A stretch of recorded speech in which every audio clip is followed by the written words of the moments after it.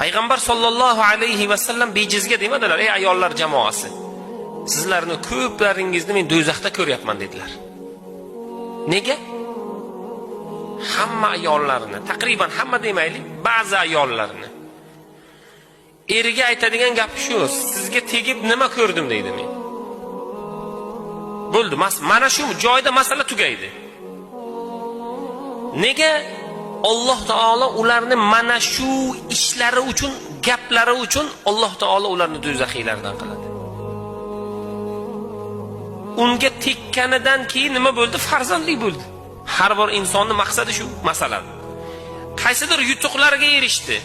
Holatlar bo'ldi, yaxshiliklar bo'ldi, fazilatlar bo'ldi. Nima ko'rdim deydi. Mana shu ularning noshukurliklari, isyonlarining sababidan Rasululloh nima dedilar? Ko'p ayollarni men do'zaxda ko'ryapman dedilar.